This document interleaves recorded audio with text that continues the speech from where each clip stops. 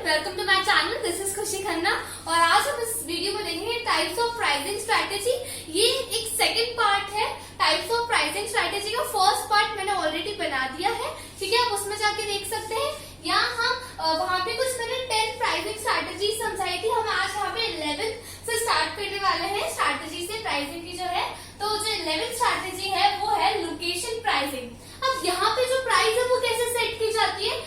Different price on the basis of different location, मतलब जगह के हिसाब से प्राइस सेट की जाएगी। अच्छा ठीक है, हम एग्जांपल से समझते हैं कि जैसे एयरपोर्ट है, एयरपोर्ट पे जाके हम कुछ चीजें परचेज करते हैं तो वहां पे क्या होता है, हमें प्राइस क्या होगी, उसकी हाई मिलेगी, ठीक है। हमने आपसे कोई भी प्रोडक्ट परचेज किया और वहीं हम रिटेल स्टोर से परचेज करेंगे आउटसाइड से, तो हमें क्या होगा, उसका प्राइस कम मिलेगी। जैसे कि हम थिएटर्स में जाते हैं तो वहां पे जो बॉक्स सीट होती है वहां पे क्या होता है, उसकी प्राइस हाई होती है, वहीं फ्रंट सीट की क्या होती है, प्राइस लो होती है, ठीक है। तो ऐसा होता है लोकेशन प्राइसिंग, मतलब जगह के हिसाब से प्राइस बदल जाती है। हम मॉल के अंदर परचेज करने जाते हैं प्रोडक्ट्स तो वहां पे क्या होता है, प्राइस हाई होती है, और नॉर्मली क्या होता है, जो प्रोडक्ट्स होते हैं हमें जो रिटेल स्टोर्स में मिलते हैं वहां पे क्या होता है, प्राइस कम होती है।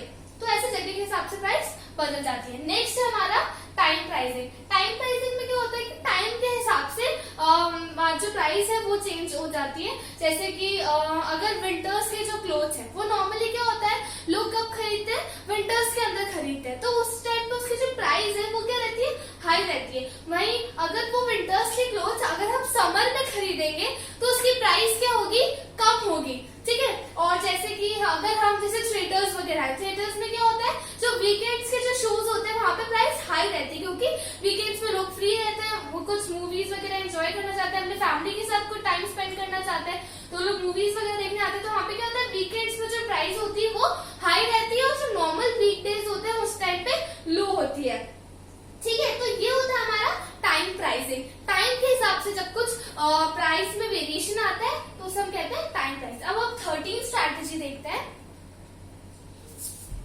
तो हमारी नेक्स्ट स्ट्रैटेजी है चैनल प्राइसिंग, ठीक है। इसके अंदर क्या होता है कि जो चैनल होता है डिस्ट्रीब्यूशन का, जैसे होलसेलर्स, रिटेलर्स, ये सब क्या चैनल्स के लेवल्स हैं। जिस तरीके से हम जो प्रोडक्ट हमारा वो डिस्ट्रीब्यूट करते हैं तो उस हिसाब से आता है। तो डिफरेंट चैनल्स के लेवल पर डिफरेंट प्राइस होगी। जैसे अगर हम डायरेक्ट कंपनी से कोई प्रोडक्ट परचेज कर रहे हैं तो उसकी प्राइस क्या होगी, कम होगी। वही हम अगर होलसेल से परचेज करें, किसी होलसेलर से परचेज कर रहे हैं तो वहां पे क्या होगी, जो प्राइस होगी वो कम होगी, लेकिन इस जो कंपनी हमें प्रोडक्ट दे रही थी उससे तो क्या होगी, ज्यादा होगी, ठीक है, लेकिन रिटेलर से कम होगी।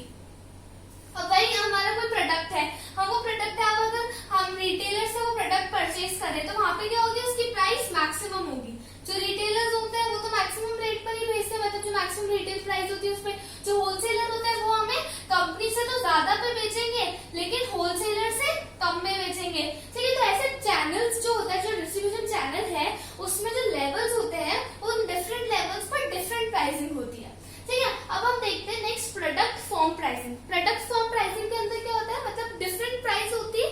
प्रोडक्ट का जो फॉर्म होता है, किसी एक कोई सेम प्रोडक्ट है उसके जो डिफरेंट डिफरेंट फॉर्म्स है उसमें डिफरेंट डिफरेंट प्राइस होती है। जैसे कि कोलगेट है, कोलगेट का क्या आता है, टूथपेस्ट भी आता है और टूथ पाउडर भी आता है, ठीक है। तो टूथपेस्ट के जो प्राइस है वो अलग है और वहीं जो उसका पाउडर है उसकी प्राइस क्या है, अलग है। अब जैसे विम है, विम के अंदर जो विम बार भी आता है और विम लिक्विड भी आता है, तो वही विम बार की प्राइस अलग है और विम लिक्विड की प्राइस अलग है। इसका क्या मतलब है कि प्रोडक्ट तो सेम है, जो मतलब जो कोलगेट है तो वो कोलगेट ही है, तो वो टीथ को क्लीन करने में यूज आएगा, यहाँ पे यूटेंसिल्स ही क्लीन होंगे, ठीक है। लेकिन यहाँ पे क्या है, जो डिफरेंट फॉर्म्स हो जाते हैं प्रोडक्ट के तो उसमें डिफरेंट प्राइस आ जाती है। इसका ये 2 डिफरेंट फॉर्म्स हो गए, इसमें 2 डिफरेंट फॉर्म्स हो गए, तो डिफरेंट प्राइस हो गए, ठीक है। ये तो था हमारा प्रोडक्ट फॉर्म प्राइसिंग। अब हम 15th प्राइस स्ट्रैटेजी देखते हैं। तो नेक्स्ट है हमारा customer segment price. Customer segment price में क्या होता है, जो डिफरेंट कस्टमर्स ग्रुप होते हैं उनसे क्या की जाती है, डिफरेंट प्राइस चार्ज की जाती है, ठीक है। तो जैसे कि हम जू में जाते हैं, म्यूजियम में जाते हैं, वहां पे क्या होता है, जो जैसे जो चिल्ड्रंस होते हैं, जो चाइल्ड है, उनकी क्या होती है, प्राइस कम होती है। वहीं अगर कोई अडल्ट है, ठीक है, उसकी प्राइस क्या होगी, ज्यादा होगी। जैसे म्यूजियम वगैरह में जाते हैं तो वहां पे जू में जाते हैं तो चाइल्ड की तो प्राइस कम होती है, अडल्ट की प्राइस ज्यादा होती है। तो ऐसे ही क्या होगा, डिफरेंट कस्टमर ग्रुप्स हो गए तो उनमें क्या होगा, डिफरेंट डिफरेंट चार्ज होगी प्राइस, ठीक है, अब नेक्स्ट देखते हैं हम प्रीमियम प्राइस। प्रीमियम प्राइस को और क्या कहते हैं, इमेज प्राइसिंग और प्रेस्टीज प्राइसिंग भी कहा जाता है। मतलब कि यहाँ पे जो प्राइसिंग होती है ये इसके इमेज को, इसके प्रेस्टीज को देखते हुए प्राइस सेट की जाती है। इसमें जैसे कि हमारा हो गया BMW हो गया, ठीक है, एप्पल हो गया। तो ये जो ऐसे जो प्रोडक्ट्स होते हैं जो इमेज, जिनकी इमेज बहुत अच्छी होती है, जिनकी प्रेस्टीज अच्छी होती है, उन्हीं पे ये क्या करते हैं, प्रीमियम प्राइसिंग वही लोग सेट करते हैं, वही ब्रांड जो है वही सेट कर पाता है। ठीक है, तो ये तो था हमारा प्रीमियम प्राइस। अब हम नेक्स्ट देखते हैं, नेक्स्ट प्राइसिंग स्ट्रैटेजी।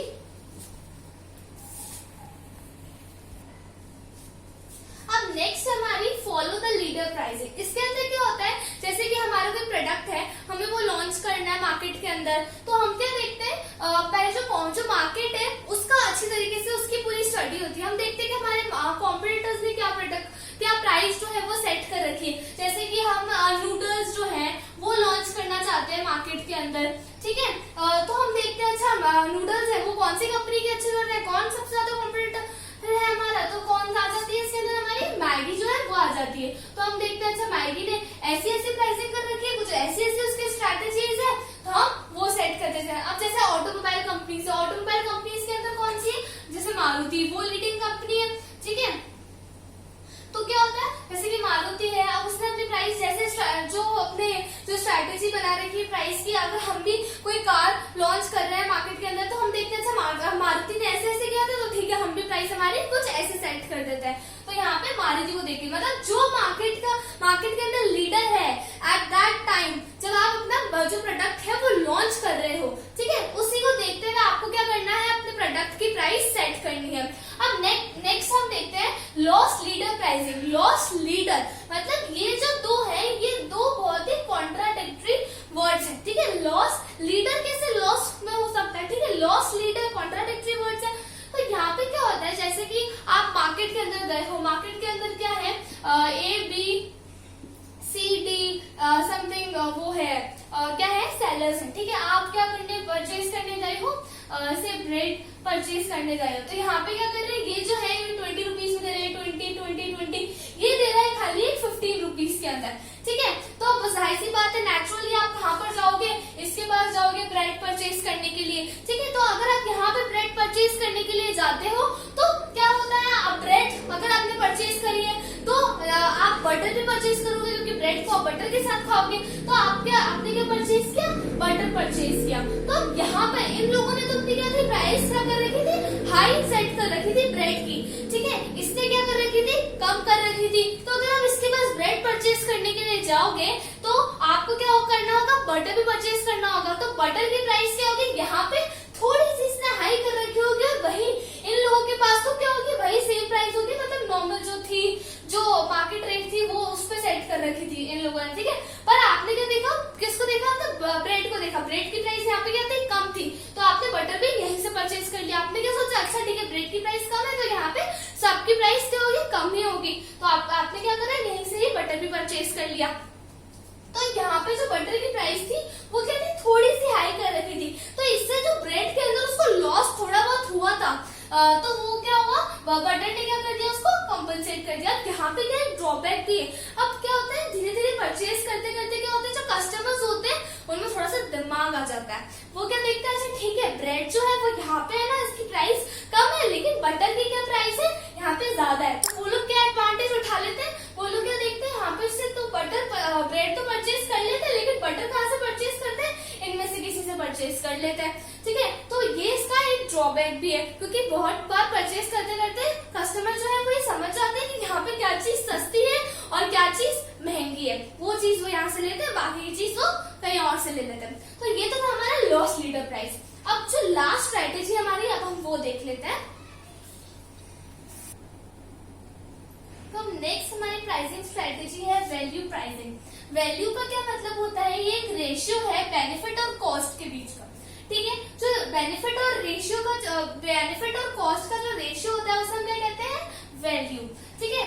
इसका क्या मतलब है, जैसे कि वैल्यू क्या होता है, जो सेम बेनिफिट हमें मिल रहा हो at lower cost. Lower cost पे जब हमें एक सेम बेनिफिट मिल रहा है, मतलब हम बाहर जाएंगे कहीं और से लेंगे, वहां पे प्राइस भी ज्यादा मिल रही है और वही बेनिफिट मिल रहा है। भाई हमने कहीं और से लिया तो वहां पे क्या है, नहीं मिल रहा है, ठीक है।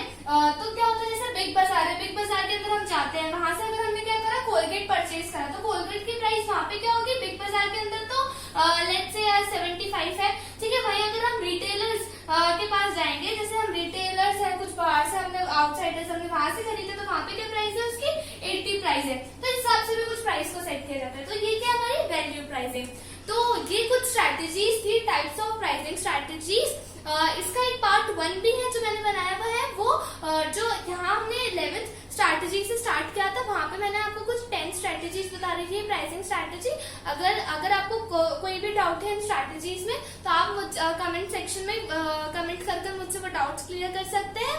और if you like my video then please like, share and subscribe. Thank you for watching.